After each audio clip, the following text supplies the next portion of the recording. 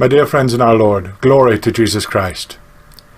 In today's Gospel, we pick up precisely where we left last week, with our Lord having just miraculously fed the multitude with the loaves and the fishes. The Gospel tells us, "Then Jesus obliged his disciples to go up into the boat, and to go before him over the water, till he dismissed the people.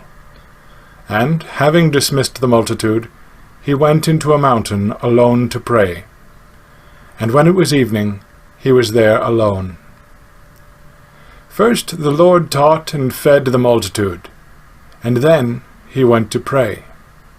It's only right that after, as well as before, attending to the works of faith, that one lifts hands in prayer and thanksgiving. The Lord went up into a mountain alone to pray, and he did not do so as one who was himself in need of anything, for in every moment of our Lord's life he is himself God. But rather he went alone to pray for us, as the great and righteous high priest that he is. He offered prayers for us and for all the world. And the Lord remains there in prayer until evening, and he does so as an example to us, that we should not attend to prayer hastily and carelessly, but rather display patience and perseverance.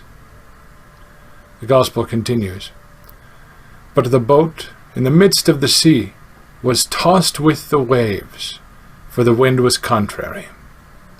The disciples, having gone ahead of our Lord in the boat, are here now again storm-tossed on the sea, as they have been before. Previously they experienced such a situation while the Lord was sleeping near them in the boat. But now they're alone, and they are without the physical presence of the Lord.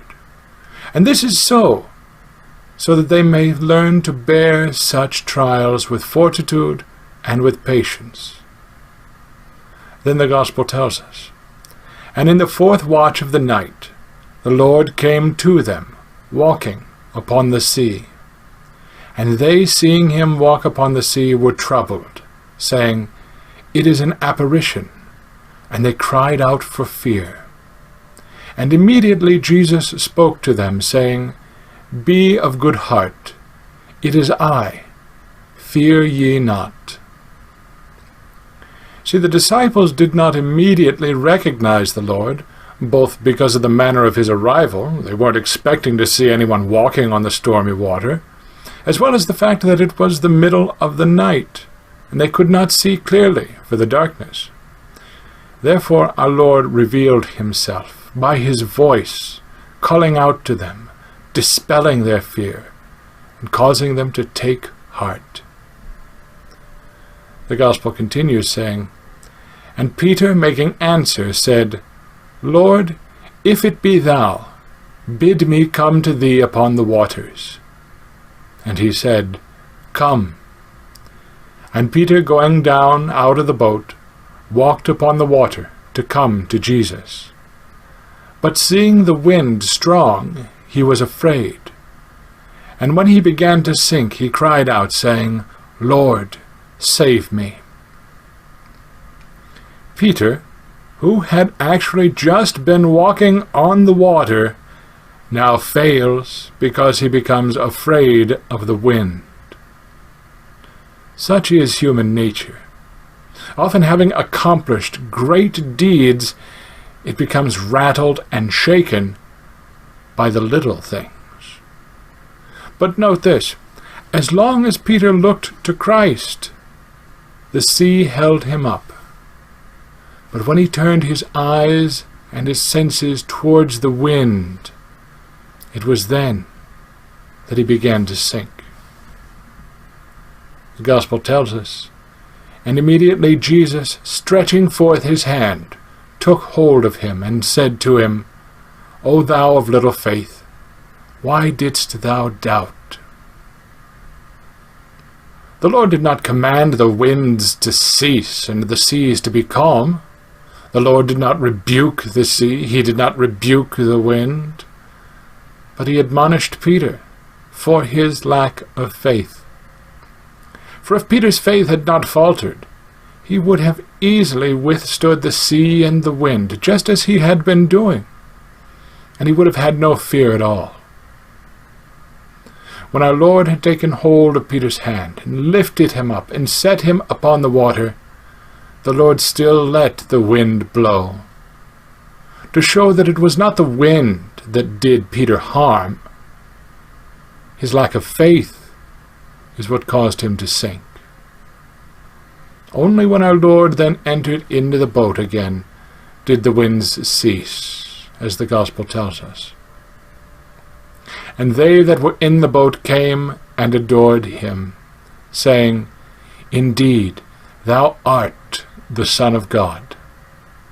And having passed the water, they came into the country of Gennesaret. Not only was Peter freed from fear, but also were all of those who were in the boat released from their own turmoil and fear when the Lord came into their presence.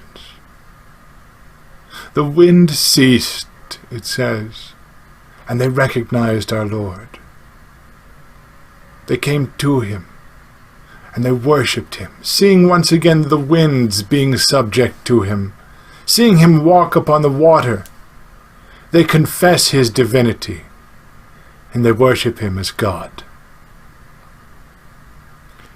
My dear friends, as we cross the sea of this life, being darkened at times in our minds, spiritually sinking, let us not cease in our prayers and our petitions to Christ our God, to call upon him to deliver us from all storms of body and mind and heart. Let's not sink by lack of faith, even if difficulties extend into the very darkest hours of our life. Rather, let us hope, and let us trust in the merciful Lord who loves mankind. For he will make a way.